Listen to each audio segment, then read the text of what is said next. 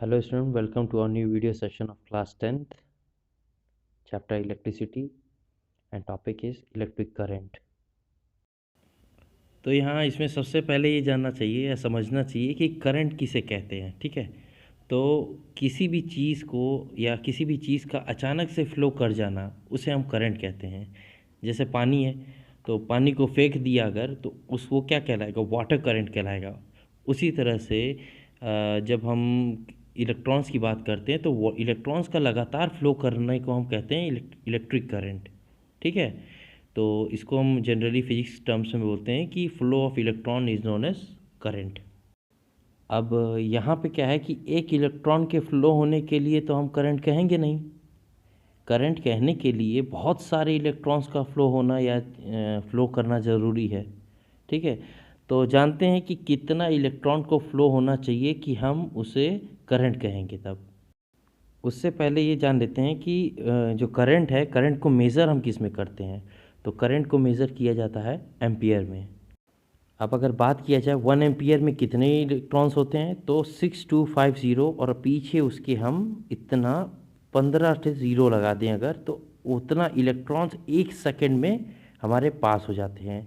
मतलब अगर कहे कि 1 एम्पियर का अगर करंट पास हो रहा है तो 6250, अब और इसके पीछे 15 ज़ीरो और लगाएंगे तो इतना पावर होती है। एक सेकंड में इतने इलेक्ट्रॉन्स मतलब ट्रांसफ़र हो जाते हैं।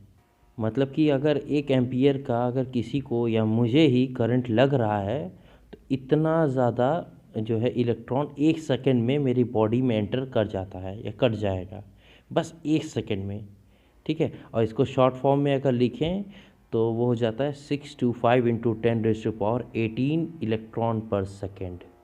अब अगर जैसे बात करें कि किसी न किसी ने एक्सपीरियंस कभी ना कभी किया होगा, आप लोगों ने या किसी न किसी ने तो किया ही होगा कि जब करंट लगता है तो पूरी बॉडी में वाइब्रेशन हो जाती है। तो जिसका मतलब है कि एक सेकंड में 625 इंटू 10⁻18 इलेक्ट्रॉन्स जो होते हैं एक सेकंड में हमारी बॉडी में एंटर कर जाते हैं। तो ये कितना है, 1 एम्पियर का करंट वो हमारे बॉडी में उतना ट्रांसफ़र हो चुका होता है। तो हम लोगों ने एम्पियर की पावर हमको पता चली कि इतनी ज़्यादा होती है 1 एम्पियर की पावर। उसी तरह से 5 एम्पियर, 8 एम्पियर, 10 एम्पियर जितना भी लेंगे तो मतलब क्या है कि एम्पियर जितना बढ़ाएंगे उसके नंबर ऑफ़ इलेक्ट्रॉन्स उतना ज़्यादा बढ़ेगा और वो करंट उतना ही पावरफुल होता जाएगा। Now here a question arises कि वाई डू इलेक्ट्रॉन फ्लो, मतलब वो फ्लो ही क्यों करते हैं, मतलब क्या है, विच मीन्स इलेक्ट्रॉन्स को कोई चीज़ है जो पीछे से पुश करती होगी या कर रही होगी तभी तो वो आगे बढ़ रहे हैं। तो इलेक्ट्रॉन्स को जो चीज़ पीछे से पुश करती है उसे हम वोल्टेज कहते हैं। और अगर 12 वोल्ट है या 15 वोल्ट है तो जो करंट का फ्लो है वो काफ़ी धीरे धीरे होगा, वो धीरे धीरे आगे बढ़ेगा। और अगर 220 वोल्ट है या 440 वोल्ट है तो झटका लगेगा छूने से। तो इसलिए ओवरऑल ये है सारी बातें, जितना ज़्यादा वोल्टेज रहेगा उतना ही ज़्यादा स्पीड रहेगी इलेक्ट्रॉन्स की। ओके, नाउ करंट को आगे पुश करने वाले को तो वोल्टेज कहते हैं और करंट को रोकने वाले को रेजिस्टेंस कहते हैं। ठीक है, इनके बीच में होता है इलेक्ट्रॉन्स। अब देखते हैं ऐसे में इलेक्ट्रॉन्स का क्या होगा।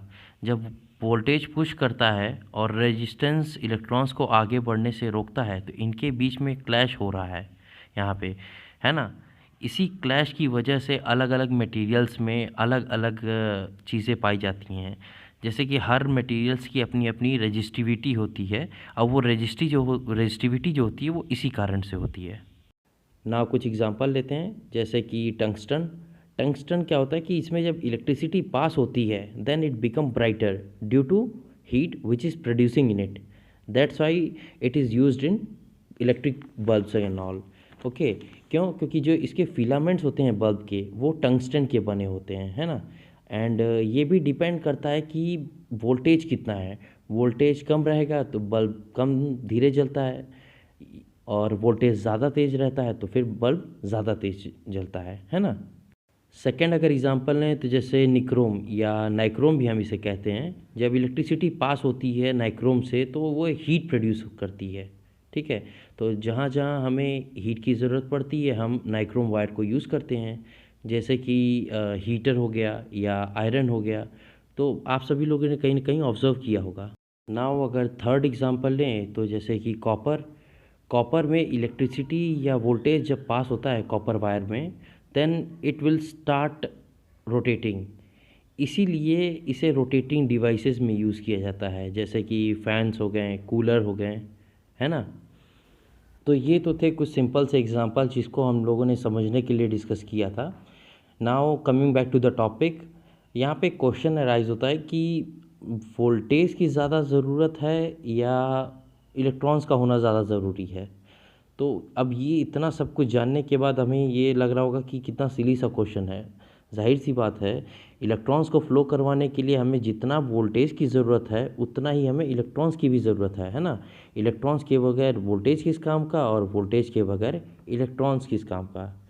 तो ये था हमारा आज का टॉपिक। नेक्स्ट हम फिर से नेक्स्ट क्लासेस में आगे का कवर करेंगे।